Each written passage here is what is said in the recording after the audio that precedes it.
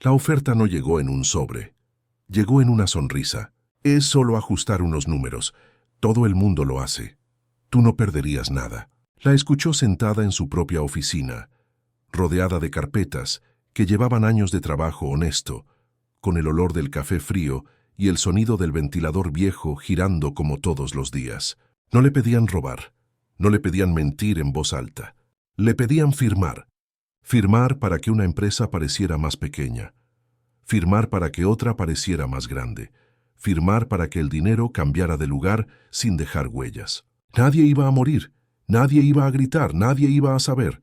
Pero en el momento exacto en que tomó la lapicera, entendió algo que nunca le habían enseñado en la universidad. Hay decisiones que no te quitan la libertad de inmediato, te quitan la paz. Y cuando pierdes eso, todo lo demás empieza a caer lento y en silencio. Si alguna vez sentiste que decir sí te salvaría la vida, pero te destruiría por dentro, quédate. Esta no es una historia sobre dinero. Es una historia sobre lo que cuesta mantenerse limpio cuando el mundo te paga por ensuciarte. Ella no siempre fue fuerte. Aprendió a parecerlo. Creció en una casa donde el dinero nunca alcanzaba, pero el orgullo sobraba. Su padre repetía una frase como si fuera ley natural. En esta familia nadie le debe nada a nadie. No era una frase bonita, era una advertencia. Significaba que no había red, que equivocarse costaba caro, que pedir ayuda era una forma elegante de fracasar. Desde chica entendió algo que otros niños tardan décadas en comprender. Nadie iba a rescatarla. Mientras otras niñas soñaban con profesiones, ella soñaba con estabilidad. No con lujos, no con fama, con estabilidad. Un sueldo que llegara todos los meses. Un negocio que no dependiera del humor de otros. Una vida donde no tuviera que bajar la mirada cuando llegaban las cuentas. Por eso estudió mientras trabajaba. Por eso aceptó turnos largos. Por eso aprendió a leer contratos como quien aprende a leer amenazas. No heredó nada, construyó todo. A los 30 y pocos años, abrió su propio negocio. Una consultora pequeña, casi invisible para el mundo grande, pero sólida. No era el tipo de empresa que salía en revistas. Era el tipo de empresa que funcionaba. Clientes medianos, contabilidades limpias, procesos claros, todo hecho con una obsesión casi enfermiza por no cometer errores. Ella sabía exactamente cuánto entraba, cuánto salía, cuánto quedaba. Sabía qué números se podían mover y cuáles no se tocaban jamás. Porque había aprendido algo viendo caer a otros. Los problemas grandes no empiezan con delitos grandes. Empiezan con pequeñas concesiones. Durante años, su vida fue así. Ordenada, silenciosa, correcta. No era feliz todo el tiempo, pero dormía tranquila. Hasta que el mundo decidió probar cuánto valía su tranquilidad. La oferta no apareció de golpe. Primero apareció la relación. Un cliente nuevo, empresa grande, crecimiento rápido, reuniones en salas con aire acondicionado demasiado frío y cafés que nunca sabían igual. Al principio fue halago. Tu trabajo es impecable. Nos gusta cómo piensas. Eres diferente. Luego fue cercanía. Ven, siéntate aquí. Hablemos sin formalidades.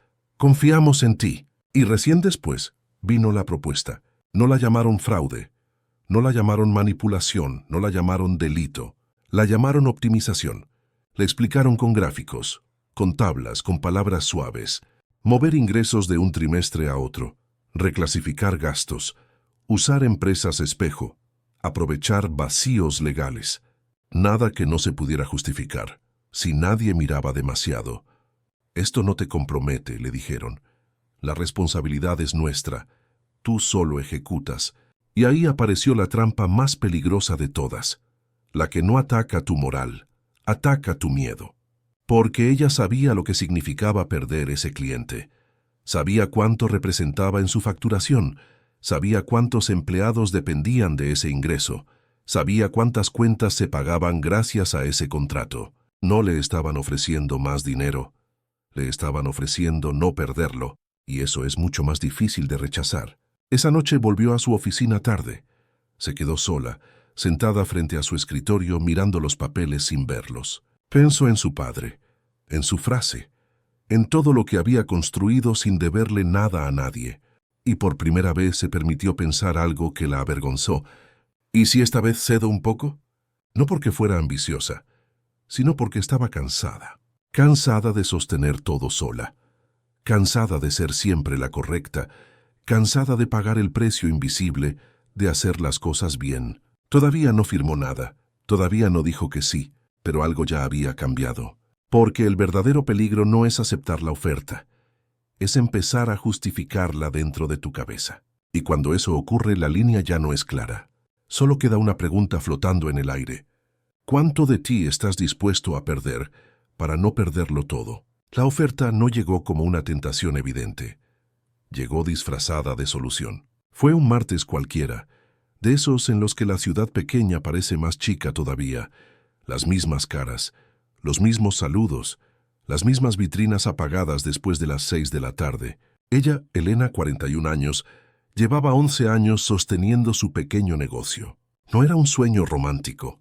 Era supervivencia, un local angosto, alquilado con paredes color crema ya cansadas, un mostrador de madera gastada, una computadora vieja que tardaba siglos en encender, facturas hechas a mano cuando el sistema fallaba, y ella, siempre ella, abriendo a las 7 y cerrando cuando el último cliente se iba. Elena tenía una tienda de costura y arreglos. Nada glamoroso, nada viral, pero honesto. Arreglaba uniformes escolares, pantalones rotos, vestidos heredados que necesitaban una segunda vida, cortinas para casas que no podían comprar nuevas. Era el tipo de negocio que no hace rica a nadie, pero mantiene a una familia respirando. El problema es que respirar no es lo mismo que vivir. Los números no cerraban desde hacía meses. La renta subía, la luz subía, los insumos subían. Los clientes pedían descuentos porque nos conocemos. Y ella decía que sí, siempre decía que sí, porque Elena era buena. Y ser buena en el mundo real muchas veces cuesta caro. Fue entonces cuando él apareció.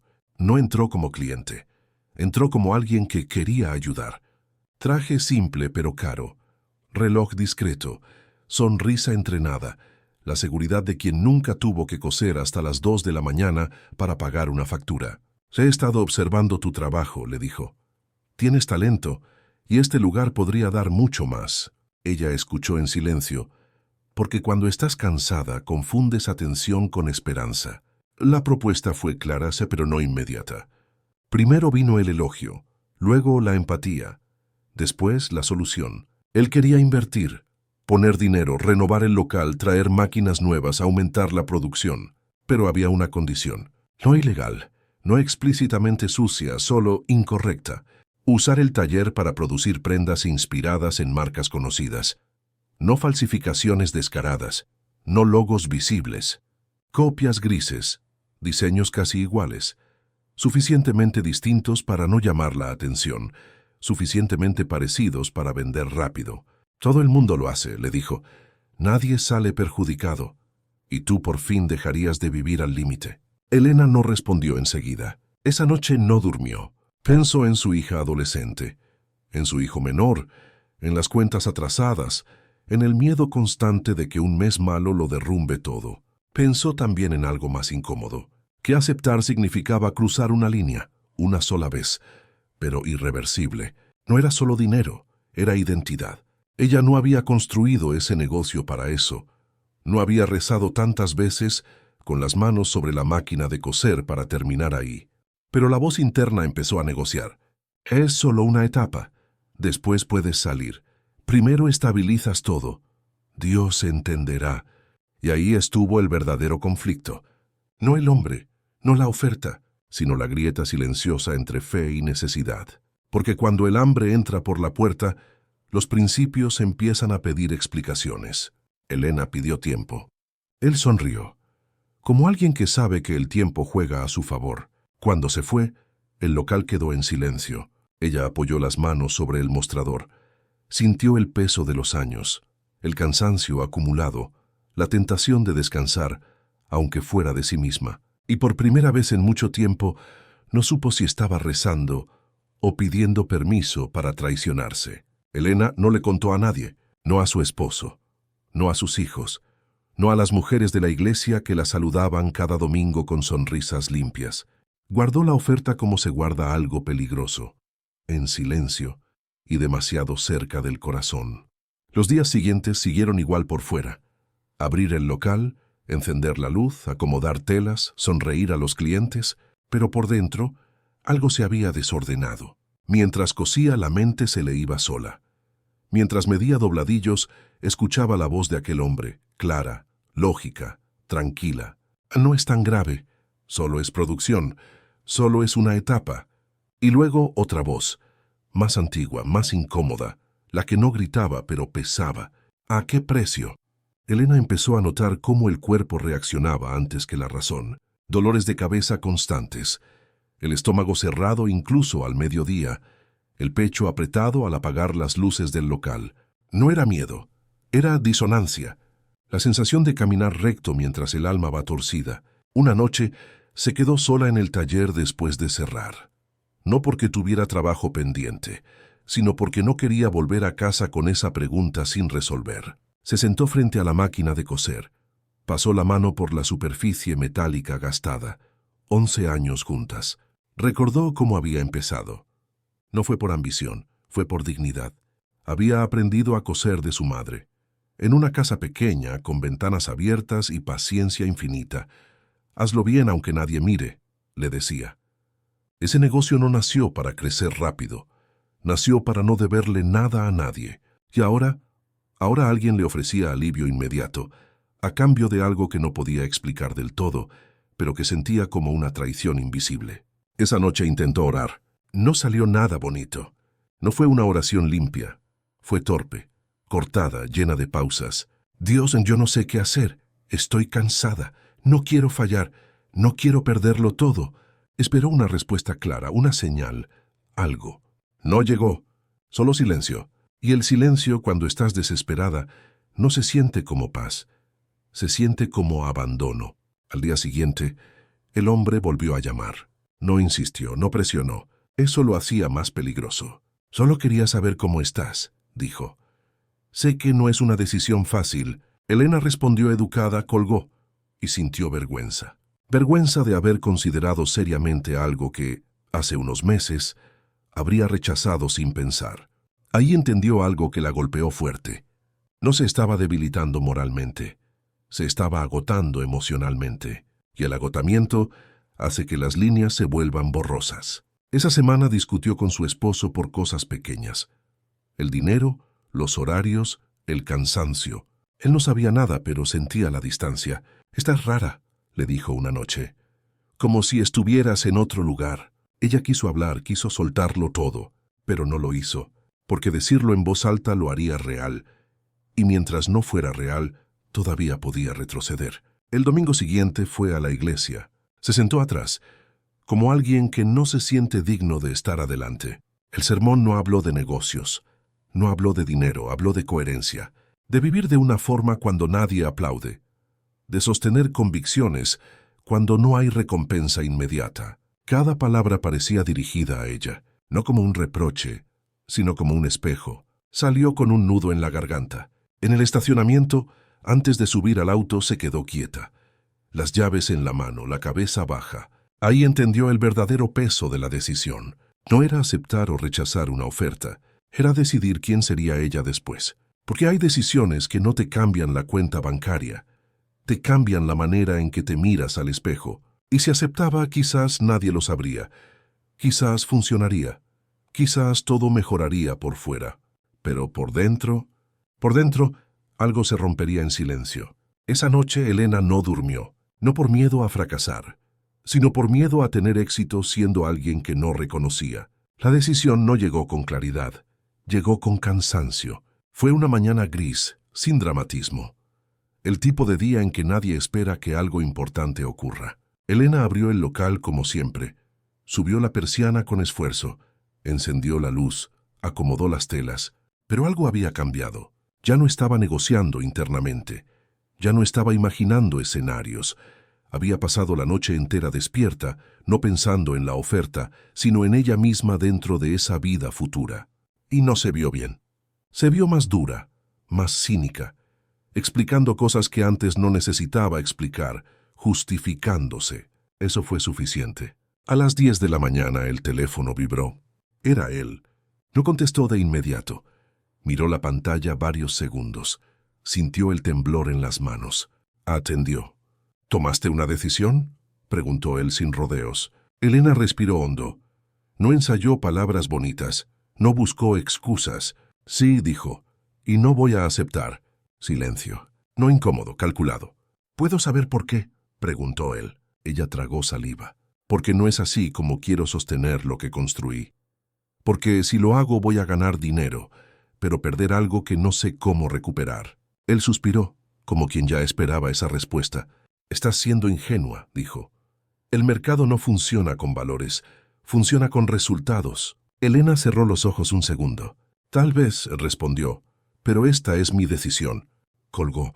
No sintió alivio inmediato, sintió vértigo, como cuando sueltas algo pesado que te sostenía, aunque te estuviera aplastando. Las consecuencias no tardaron. Ese mismo mes perdió 2 clientes grandes. Uno se fue con alguien más barato, el otro cerró. El ingreso bajó. Las cuentas siguieron llegando, y ahora sin la oferta como salida mental, todo pesaba más. Una noche, sentada en la mesa de la cocina, abrió los sobres acumulados. Pagos atrasados, intereses, advertencias. Su esposo la miró en silencio. ¿Qué está pasando?, preguntó por fin. Elena no pudo sostenerlo más. Lloró. No bonito, no contenido. Lloró con vergüenza, con miedo, con la culpa de haber cargado sola algo que no debía. Le contó todo. La oferta, la tentación, el no. Él no se enojó. Eso la desarmó más que cualquier reproche. Gracias por decir que no, le dijo. Aunque ahora no sepamos cómo seguir. No fue una frase heroica, fue honesta. Y eso dolía. Los días siguientes fueron duros. Menos clientes, más horas, más cansancio. Hubo momentos en los que Elena se preguntó si había hecho lo correcto.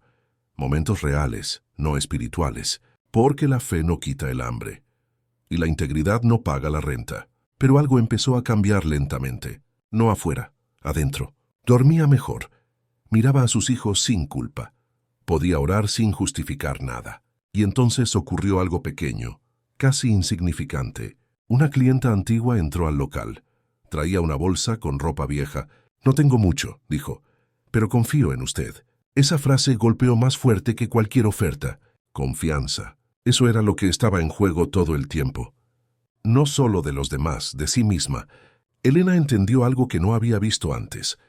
Decir no resolvió su vida, pero ordenó su conciencia. Y desde ahí, por primera vez en mucho tiempo, podía construir sin traicionarse. Aunque fuera lento, aunque doliera. El no trajo milagros. Trajo silencio. Las semanas siguientes fueron un descenso lento, sin dramatismo visible, pero con un peso constante que no dejaba respirar. No pasó nada espectacular. Y eso fue lo peor. El local seguía abierto. La luz seguía encendiéndose cada mañana. Las máquinas seguían funcionando. Pero cada día entraban menos personas. Elena empezó a contar las horas, no los clientes. Se volvió experta en calcular cuánto podía estirar cada gasto. Cuántos días más antes de atrasarse. Qué factura podía esperar, cuál no. Vendió telas buenas para comprar insumos más baratos. Renunció a arreglos pequeños que no valían el tiempo. Aceptó trabajos mal pagados porque algo es algo. Y aún así, no alcanzaba. La tensión se filtró en la casa como humedad. No en gritos, en silencios largos. El esposo llegaba cansado. Los chicos percibían algo raro. Las conversaciones se acortaban. Una noche su hija preguntó, «Mamá, ¿vamos a tener que mudarnos?» Elena sintió un golpe seco en el pecho. «No», respondió rápido, demasiado rápido, pero no estaba segura. Esa madrugada se levantó sola. Fue a la cocina. Se sentó en la oscuridad. No lloró. Estaba vacía. Por primera vez dudó de todo. No de Dios, de ella. ¿Y si me equivoqué? ¿Y si fui orgullosa? ¿Y si confundí fe con miedo? Recordó la voz del hombre. El mercado no funciona con valores. Tal vez tenía razón. Tal vez ella era ingenua. Tal vez estaba pagando un precio innecesario por una idea romántica de dignidad. Esa duda fue más cruel que cualquier deuda. Porque cuando dudas de tu decisión, dudas de tu identidad. El golpe final llegó un jueves. El propietario del local apareció sin avisar. Traía papeles en la mano. «Necesito hablar contigo», dijo. No fue agresivo, fue práctico. La renta subiría el mes siguiente. Si no podía, entendía, pero necesitaba saberlo. Elena asintió. Sonrió por reflejo. Cuando se fue, cerró el local antes de tiempo. Se sentó en el piso, apoyada contra la pared. El hilo aún colgaba de la máquina. La tijera estaba abierta. Por primera vez desde que empezó, pensó seriamente en cerrar. No como amenaza, como posibilidad real. Cerrar no era fracasar, era rendirse con lógica. Esa noche habló con su esposo. Hablaron de números, de opciones, de miedos. Nada espiritual, nada bonito, pura realidad. «Si esto sigue así, no llegamos», dijo él. Elena asintió. «Lo sé». Silencio. «¿Te arrepientes?», preguntó él. Ella tardó en responder. «No», dijo al fin, «pero tengo miedo». Eso fue lo más honesto que había dicho en semanas. Los días siguientes fueron los más duros. Hubo una mañana en la que abrió el local, sabiendo que no tenía suficiente dinero para pagar la luz del mes siguiente. Otra en la que revisó el banco esperando un milagro mínimo. Nada. La fe dejó de sentirse como refugio. Se volvió peso. Porque creer sin resultados visibles duele. Una tarde, sola en el local, Elena bajó la cabeza sobre el mostrador. No pidió dinero, no pidió soluciones. Solo dijo: «Si esto se acaba, ayúdame a no romperme por dentro». Eso fue todo. No hubo respuesta inmediata, pero algo empezó a cambiar muy despacio. No en las cuentas, en la manera de mirar. Elena entendió algo esencial.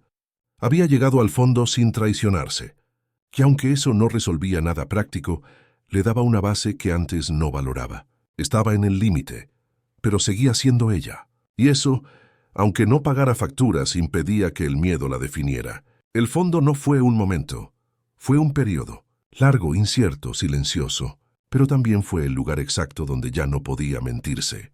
Y desde ahí solo quedaba una cosa posible: o quebrarse por dentro, o reconstruirse con lo poco que quedaba. La ayuda no llegó como Elena esperaba. No fue una llamada importante, no fue un contrato grande, no fue una puerta que se abrió de golpe. Llegó como llegan casi todas las cosas verdaderas, de manera incómoda. Una mañana, mientras Elena acomodaba unas prendas que llevaba días sin terminar, entró Marta, clienta antigua, viuda, siempre puntual, siempre observadora. «Estás distinta», dijo sin rodeos. Elena intentó sonreír. «Cansada», respondió. Nada más. Marta no compró la respuesta. Se quedó mirando el taller. Las telas más simples, la luz apagada en el fondo, la mesa vacía donde antes había pedidos. «¿Te va mal?», preguntó. La pregunta fue directa, demasiado directa. Elena dudó. Ese segundo fue crucial. Podía mentir, como había aprendido a hacer últimamente. Decir que todo estaba lento, que era una temporada. Pero algo dentro de ella estaba cansado de sostener fachadas. «Sí», dijo al fin, «me va mal». No lloró, no se justificó.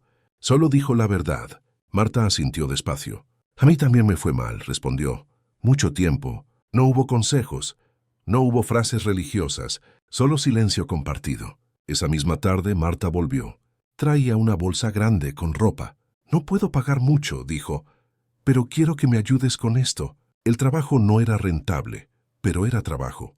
Elena aceptó.